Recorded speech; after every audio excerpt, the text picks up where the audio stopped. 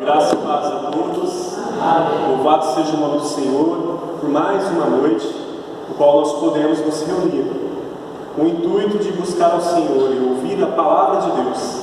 É com um grande temor e tremor que estamos aqui. É uma grande responsabilidade que temos de anunciar a verdade. E com grande zelo temos que defender o Evangelho. Eu gostaria nessa noite, meus irmãos, de ler com vocês Efésios capítulo 4, do versículo 31 ao versículo de número 2, do capítulo 5. Efésios 4, a partir do verso de número 31.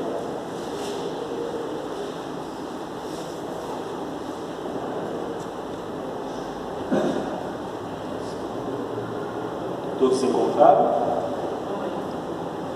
O texto diz assim: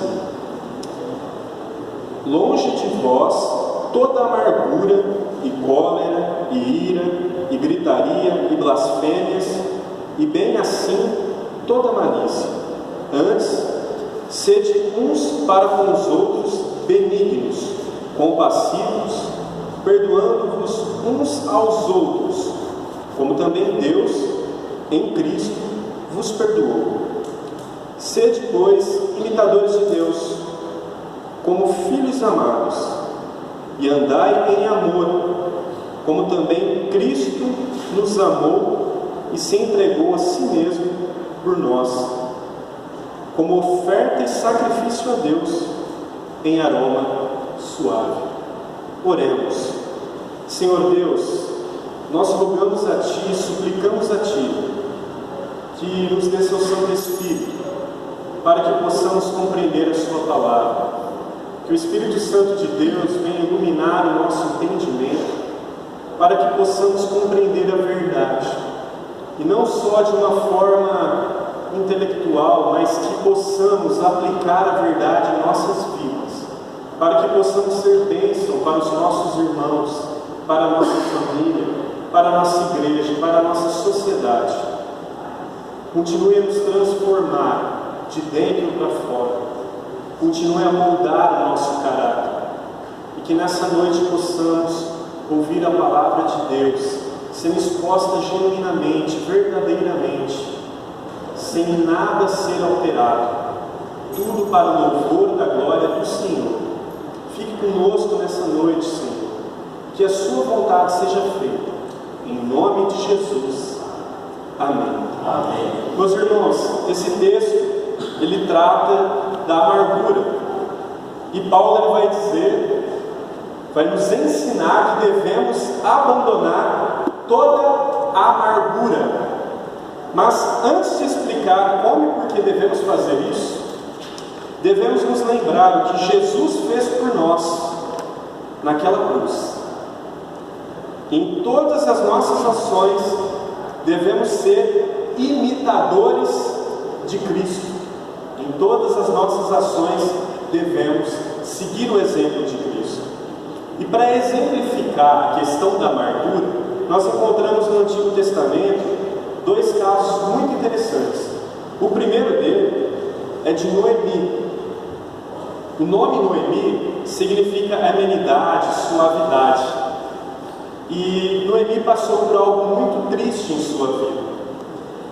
Ela saiu da sua terra, junto com a sua família, e foi para uma terra distante. Nessa terra distante, ela perdeu o seu marido e os 2 filhos. Por conta disso, o que acontece na vida de Noemi? Em Ruth, capítulo de número 1, versículo de número 13, diz assim: porque por vossa causa a mim me amarga o ter o Senhor descarregado contra mim a sua mão. Nos versos 20 e 21 diz assim: porém ela lhes dizia: não me chameis Noemi, chamai-me Mara, porque grande amargura me tem dado o Todo-Poderoso. Ditosa eu parti, porém o Senhor me fez voltar pobre. Porque, pois me chamareis Noemi, visto que o Senhor se manifestou contra mim e o Todo-Poderoso me tem afligido? No caso de Noemi, nós vemos um exemplo de uma pessoa que, por conta de um acontecimento na vida dela, ela começa a culpar a Deus por aqueles atos, ao ponto dela pedir que as pessoas a chamassem de Mara e não Noemi. Mara seria o oposto de Noemi, seria um nome completamente antagônico. Agora ela quer ser chamada de amargura e não mais doçura. Veja o que o acontecimento fez na vida dela, ao ponto de 5 vezes ela dizer que a causa da dificuldade na vida dela ser Deus. Esses versículos lidos, 5 vezes ela vai culpar Deus por ter feito isso na vida dela. Porém, nós encontramos outro exemplo no Velho Testamento, e esse exemplo é Jonas. Jonas pensava ter direito de se irritar e de irar-se com relação aos ninivitas. Vamos ver o que a palavra de Deus diz? Jonas, capítulo de número 4, a partir do verso de número 9.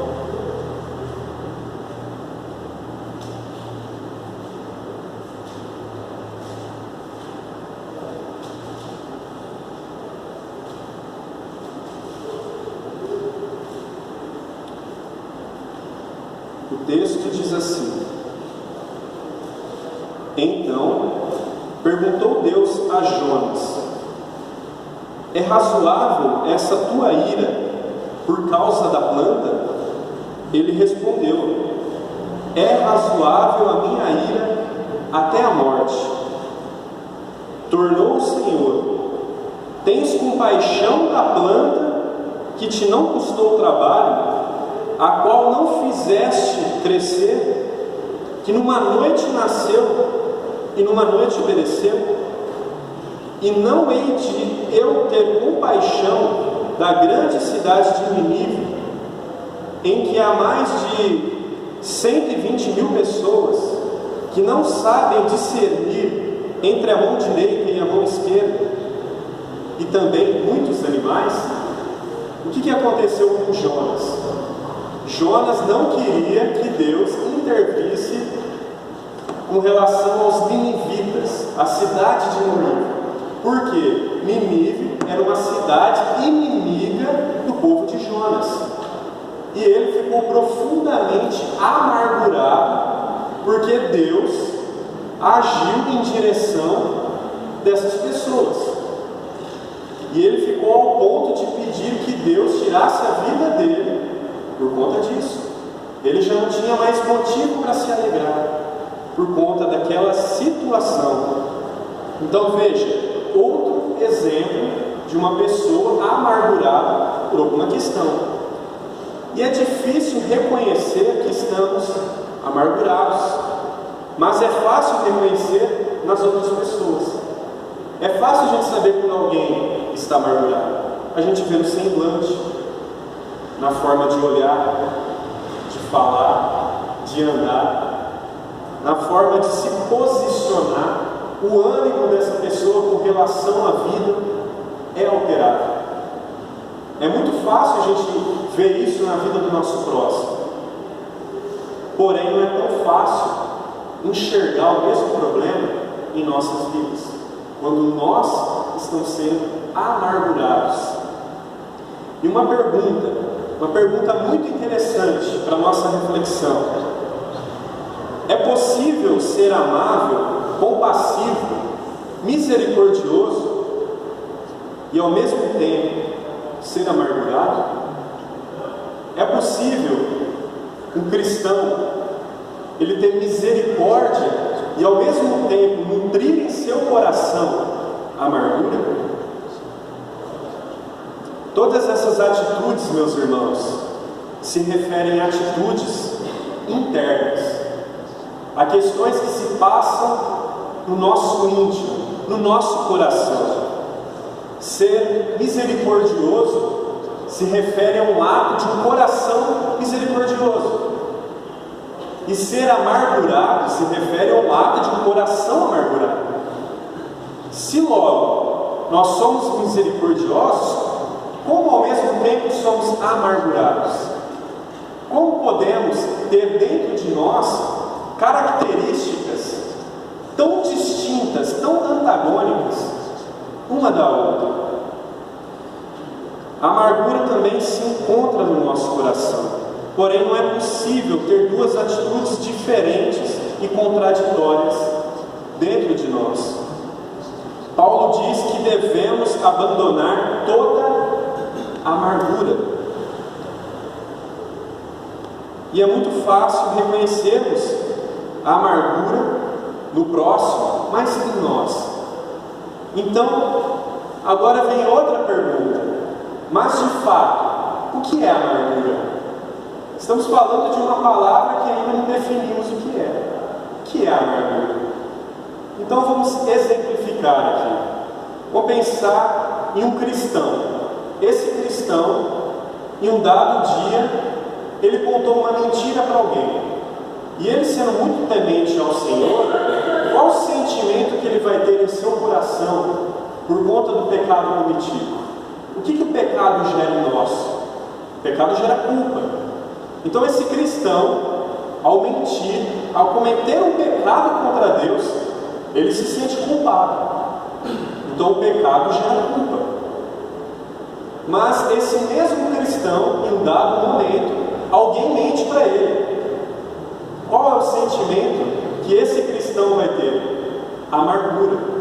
Logo, a amargura se refere a algo que é feito contra nós. A amargura se refere a quando alguém, no nosso ciclo de relacionamento, seja família, seja profissional, seja no trabalho, seja vizinho, seja amigo, seja na igreja, alguém comete um delito contra nós. E não é somente cometer um delito contra nós, pode ser também algo pensado, imaginado. Eu imaginei que o Tiago teve uma atitude errada comigo. Veja bem, ele passou por mim e me cumprimentou. O Tiago está chateado comigo. Como assim o Tiago está chateado comigo? O Tiago não pode ficar chateado comigo. Mas quando o Tiago passou por mim, ele estava ocupado e não conseguiu falar comigo. Logo, essa amargura é algo que eu imaginei, é algo que eu criei em meu coração. E por isso eu não consigo nutrir mais uma intimidade, uma comunhão com o Tiago por conta de algo que brotou dentro do meu coração. E veja bem que interessante. Vamos usar aqui um comparativo. Vamos pensar numa pequena planta. Vamos pensar numa muda de figueira. Como que é uma muda de figueira? Aquela plantinha que nasce geralmente nas rachaduras da calçada, na parede, nos galhos das árvores. Começa muito pequena, com a raiz já de certa forma crescendo, ganhando volume. Mas o que acontece com uma figueira? Ela cresce, ela vai quebrar a calçada, ela vai quebrar os encanamentos, ela vai crescer mais e mais, as suas raízes são vigorosas, fortes, vão ocupar uma vasta extensão e vai gerar muito estrago. E ainda vai produzir fruto, um fruto que ainda não é comestível. A amargura, ela é muito parecida com uma figueira. Ela começa com uma pequena planta insignificante, uma planta que a gente olha e pensa, olha só, é um pequeno mato, é uma erva daninha, que não tem problema algum. Mas a amargura, ela vai crescendo, as suas raízes vão tomando toda a dimensão do nosso ser. As nossas atitudes começam a ser corrompidas. A nossa forma de agir começa a ser moldada. Quem aqui já viu famílias destruídas por conta de amargura? Relacionamentos acabados por conta de amargura? Quantos aqui já viram amizades de anos sendo desfeitas por conta de amargura? A amargura é que nem essa pequena planta. Ela vai crescer, ela vai ganhar espaço, ela vai tomar todo o ser e vai produzir frutos amargos, frutos que não são comestíveis, Frutos que, ao invés de agregar, dissipam, distanciam, que ao invés de atrair as pessoas para o banquete, as afastam, tornando o banquete algo triste, cansativo e chato, algo desinteressante, desagradável. A amargura pode ser algo que foi feito contra nós, ou algo imaginado. A amargura é como uma pequena planta, que ao ser regada cresce, e as suas raízes se tornam mais profundas e produzem frutos. Mas depois de falar, de exemplificar, como nós podemos combater a amargura em nossas vidas? A gente já definiu o que é a amargura. Já definimos que a amargura é algo feito contra nós, ou algo que imaginamos que alguém fez contra nós. Mas, na luz da palavra de Deus, quais exemplos, quais pontos podemos destacar para tratar da amargura? Eu busquei aqui destacar 4 pontos, 4 ações com relação à amargura. O primeiro ponto, meus irmãos, é reconhecer a pecaminosidade da amargura. Paulo vai dizer que devemos deixar toda a amargura, pois a amargura não é algo que agrada a Deus. Pelo contrário, Deus nos ensina a ser misericordiosos, compassivos, longânimos. A amargura é o inverso disso. A amargura, ela, ao invés de agregar, ela separa. Então, o primeiro ponto que nós devemos destacar: nós precisamos reconhecer que estamos amargurados. Precisamos reconhecer que há um mal que habita dentro de nós e que esse mal está gerando problemas, ao ponto de fragmentar a minha família, as minhas amizades, dificultar o meu ambiente de trabalho e até mesmo dificultar a comunhão no corpo de Cristo. Eu penso que, por conta da amargura, a igreja atual tem uma grande dificuldade de ver e vivenciar um grande avivamento, porque há dentro das nossas igrejas a amargura se nutrindo, a grande separação dentro das nossas igrejas por conta da amargura. Precisamos reconhecer que a amargura é um mal. O segundo ponto, meus irmãos, é que precisamos lembrar que fomos perdoados por Deus, não porque merecemos o perdão de Deus, mas por graça, graça merecida. Deus nos perdoou não porque somos bons, não porque cumprimos todos os seus mandamentos ao ponto de conquistarmos o seu favor, mas pela graça de Deus. O sangue derramado na cruz do Calvário não foi para justos, mas sim para pecadores, miseráveis.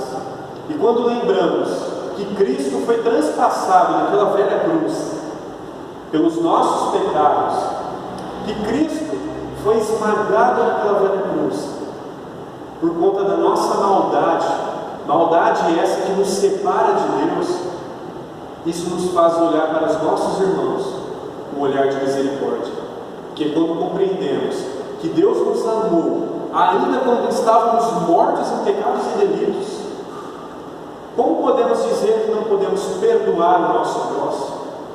Como podemos dizer que não posso abandonar a amargura? A exemplo de Jonas, que dizia ter motivo a nutrir aquela raiva, aquela ira, aquele rancor, aquela amargura contra os ninivitas.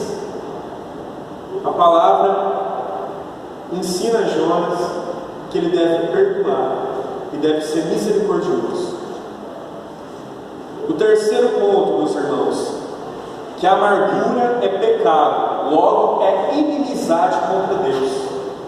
Se reconhecemos que a amargura é pecado, a amargura nos separa de Deus, a amargura nos distancia de Deus, a amargura ofende a Deus, logo deve ser afastado das nossas vidas. Logo devemos deixar de lado toda a amargura, conforme Paulo vai dizer: se é pecado, é abominável. Se é pecado, é fruto do velho homem e não do novo homem.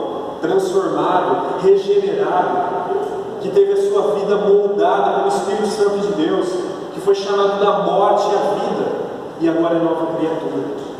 Um coração regenerado não pode ser amargurado. E o quarto ponto, meus irmãos: amar um Deus santo nos torna santo. Logo, a amargura não deve ter lugar em nós. Se nós amamos a Deus acima de todas as coisas, como a palavra nos ensina, logo nós devemos amar o próximo como a si mesmo. São os dois grandes mandamentos que resumem os demais mandamentos. Logo, quando amamos a um Deus santo, nos relacionamos com Deus santo, nós temos vida de santidade. Sendo assim, se nos relacionamos com esse Deus santo, nós buscamos ter uma vida conforme a vontade de Deus. Logo, a amargura não é algo que Deus se alegra. Logo, a amargura fica de lado. E assim nós conseguimos amar os nossos irmãos da mesma forma que Cristo nos amou, da mesma forma que Cristo nos ensina a amar. Jesus, ao pregar para a mulher samaritana, ele acolheu em amor e disse a verdade. Da mesma forma, Jesus um dia fez assim conosco e nos ensina a perdoar, nos ensina a amar, nos ensina a ter misericórdia. Podemos usar o exemplo de Jonas e lembrar dos países vizinhos nossos que estão passando um momento de crise. Por exemplo, a Venezuela. Quantos imigrantes estão vindo para o Brasil? Quantos venezuelanos estão chegando em nossas cidades por conta de uma ditadura? E quantos de nós estão nutrindo em nossos corações profunda amargura contra essa nação? A exemplo de Jonas. Recentemente, um pastor chamado Iaco Martins fez um documentário chamado A Máfia dos Mendigos. E nesse documentário, ele passou meses e meses nas ruas de Fortaleza, conversando com moradores de rua e perguntando: por que vocês estão nas ruas? Qual o motivo que te trouxe às ruas? É a pobreza? É o desemprego? Você perdeu o seu lar? As respostas eram: briguei com meu pai, briguei com minha esposa, briguei com meu irmão, briguei. Ira, ódio, amargura. Há estudos em nossa cidade que mostram que a maior parte dos moradores de rua que aqui residem nas ruas da nossa cidade não estão nas ruas por conta de falta de emprego, por conta de falta de moradia, mas por conta de problemas familiares. A amargura nos torna mendigos, nos torna à margem da sociedade. A amargura nos faz com que o amor que podemos vivenciar entre irmãos seja perdido, porque deixamos de perdoar, deixamos de amar, deixamos de estender as mãos, deixamos de fazer aquilo que a palavra de Deus nos ensina. Para encerrar, eu gostaria de ler o texto da palavra de Deus que se encontra em Tiago, no capítulo de número 3, a partir do verso de número 14. Tiago 3, 14 ao versículo 18.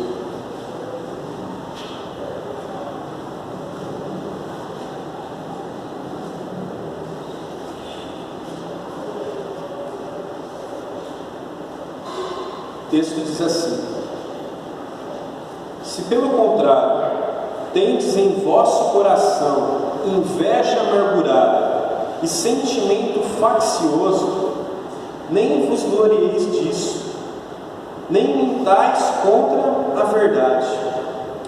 Esta não é a sabedoria que desce lá do alto, antes é terrena, animal e demoníaca. pois onde há inveja e sentimento faccioso, aí há confusão e toda espécie de coisas ruins. A sabedoria, porém, lá do alto, é primeiramente pura, depois pacífica, indulgente, tratável, plena de misericórdia e de bons frutos, imparcial e sem fingimento. Ora, é em paz que se semeia o fruto da justiça para os que promovem a paz. Meus irmãos, que possamos colocar em prática esses ensinamentos em nossas vidas e a cada dia possamos enfrentar o pecado com todo temor e tremor, reconhecendo que há um mal que habita dentro de nós. A palavra nos ensina que ainda há uma luta entre carne e espírito, e até que o Senhor nos chame, precisamos lutar, precisamos rogar a Deus, precisamos nos arrepender diariamente de toda amargura que possa existir em nós, e assim possamos ser parecidos com Cristo em todas as coisas, porque ser um cristão é ser um imitador de Cristo, e se assim somos, que façamos aquilo que Ele nos ensina na palavra de Deus. Amém? Amém. Oremos.